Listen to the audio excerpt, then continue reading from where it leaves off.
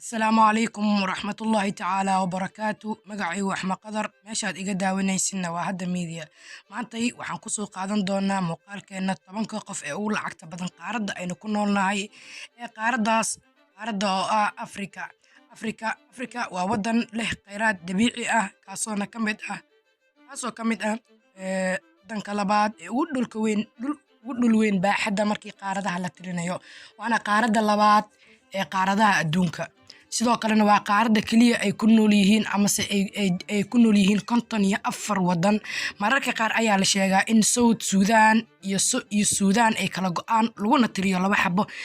taas oo noqonaysa 55 dal kadib markii South Sudan 2011 si madax banaani leh uga goosantay wadanka South Sudan noqotayna hadda wadanka loo yaqaan Sudan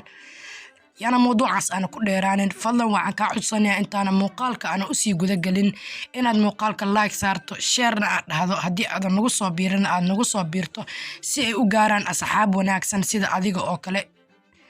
haddaba muuqaalkeen aan hore u galno nambarka 10aad waxaa noogu jira ninka la yiraahdo Cabdisamad Al-Rabbaay waa ninkan hortiina ka muuqda waana sidoo kale waa 60 jir u dhashtay wadanka Nigeria hantidiisa waxaa lagu qiyaasaa inay gaarayso 3.1 bilyan oo dollar waana aasaasaha shirkadda la yiraahdo Buya Group sida aad hortiina ka muuqataan ma aqaan inaan akhriska sixi doono in kale BUA Group waxay soo saartaa waxyaalaha kale ah shamiintada sokorta iyo waxyaalaha kale ee manufacturing ah nambarka 9aad waxaa noogu jira ninka la yiraahdo Maxamed Mansuur labadiisa walaalo kale waxay ku jiraan 15 qof ee ugu lacagta badan balse maanta waxaan soo qaadanay 10 qof ee ugu lacagta badan halka Maxamed Mansuur uu yahay qofka 9aad ee ugu lacagta badan Afrika net worth-giisa saxda ah waa 3 bilyan oo dollar da'diisuna waa 72 jir u dhashtay wadanka Masar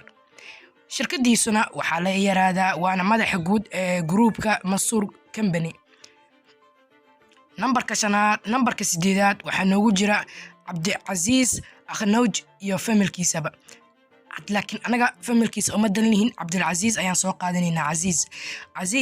Aziz ninka lagu magacaabo da'diisu waa 59 jir u dhashtay wadanka Morocco shirkadiisuna waxay soo saartaa saliidda iyo gaaska shirkadana waxaa lagu magacaabaa shirkadda familkooda ay leeyihiin Aqua Group waana shirkad ay ku leeyihiin si koox ah ama si wadajir ah familkooda oo dhan hantidiisa waxaa lagu qiyaasaa inay gaarayso 3.5 bilyan oo dollar nambarka 7aad waxaa noogu jira Najib Suwais waa 66 jir u dhashtay wadanka Egypt shirkadiisuna waxaa lagu magacaabaa mid soo saarta media and telecommunication shirkadiisana waxaa lagu qiyaasaa in ay gaarayso in ay tahay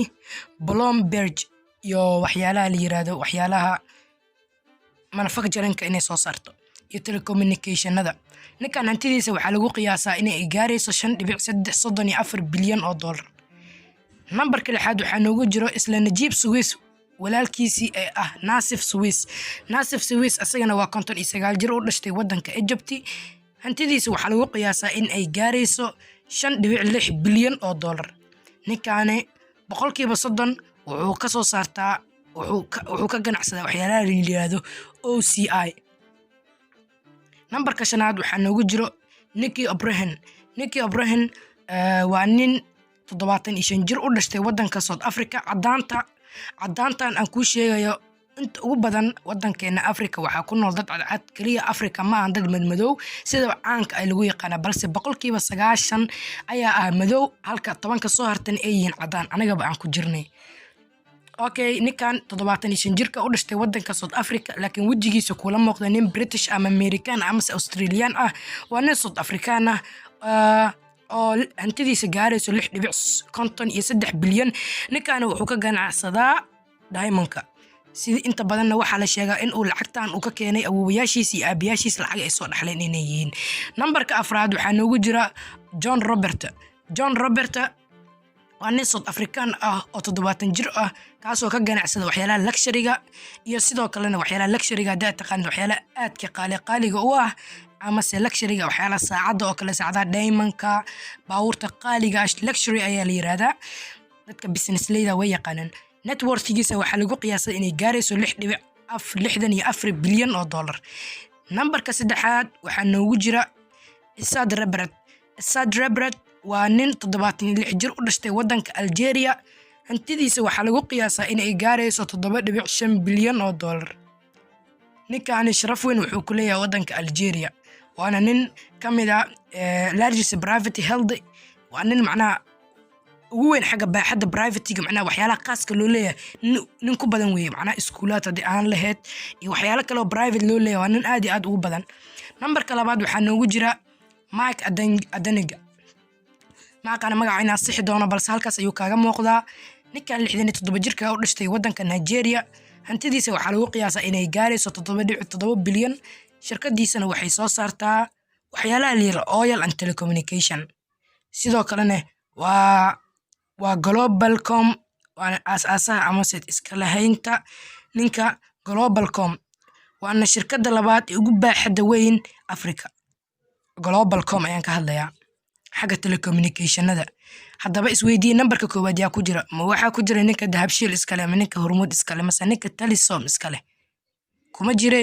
ninka koowaad waxaa lagu magacaabaa Aliko Dangote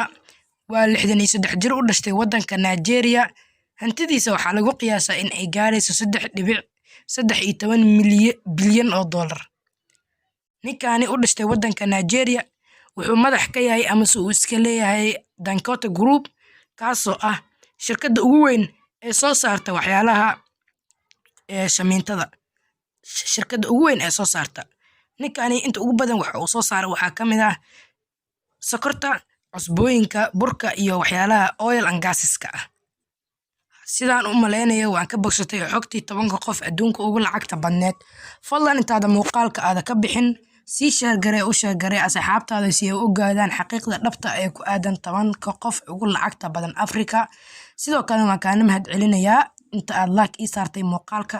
haddii aad nagu soo birina nagu soo bir oo taaba meesha ay ku qoran tahay subscribe-ka waad ku maasan tahay waxa inoo baranaa muuqaalkiisa xiga wassalaamu calaykum waraxmatullaahi wabarakaatuh